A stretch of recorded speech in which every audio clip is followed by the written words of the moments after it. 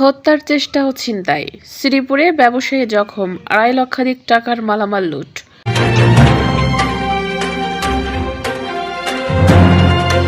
আসসালামু আলাইকুম দর্শক, সকলকে স্বাগত জানাচ্ছি বিবিআর নিউজে। গাজীপুরের শ্রীপুর থেকে ওসমান গনির পাঠানো তথ্যচিত্রে বিস্তারিত দেখুন।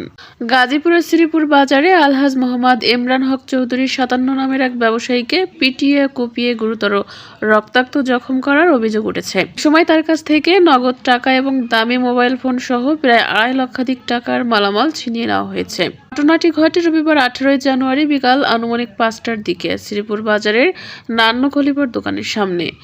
আহত ইমরান হক চৌধুরী শ্রীপুর উপজেলার আমতলা এলাকায় মৃত হাসান আলী চৌধুরীর ছেলে। ভোগীর অভিযোগ অনুযায়ী পূর্বশত্রুতার জের ধরে 1 নম্বর ওয়ার্ডের নূর মোহাম্মদ 30 ও মোহাম্মদ সোহেল 35 সহ আরও 2-3 জন পরিকল্পিতভাবে এই হামলা চালায়। হামলাকারীরা লাঠি ও লোহার রড দিয়ে তাকে এলোপাতাড়িভাবে মারধর করে। এক পর্যায়ে নূর মোহাম্মদ লোহার রড দিয়ে ইমরান হকের মাথায় আঘাত করলে তিনি গুরুতর আহত হন। হামলার সময় সন্ত্রাসীরা ভুক্তভোগীর কাছ থেকে ছিনিয়ে নেয় নগদ 50,000 টাকা, ডাচ বাংলা ব্যাংকের এটিএম কার্ড, 1,50,000 টাকার মূল্যের আইফোন এবং 24,000 টাকার মূল্যের অ্যান্ড্রয়েড ফোন। স্থানীয়রা এগিয়ে এলে হামলাকারীরা প্রাণনাশের হুমকি দিয়ে পালিয়ে যায়। পরে গুরুতর আহত অবস্থায় ইমরান হক চৌধুরীকে উদ্ধার করে শ্রীপুর উপজেলা স্বাস্থ্য কমপ্লেক্সে চিকিৎসা দেওয়া হয়।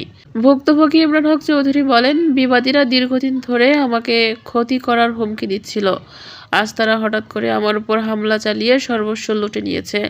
আমি আইনের কাছে ন্যায় বিচার চাই। শ্রীপুর মডেল থানার অফিসার ইনচার্জ ওসি জানান, এই বিষয়ে একটি লিখিত অভিযোগ পাওয়া গেছে। তদন্ত সাপেক্ষে দোষীদের বিরুদ্ধে দ্রুত আইনগত ব্যবস্থা নেওয়া হবে।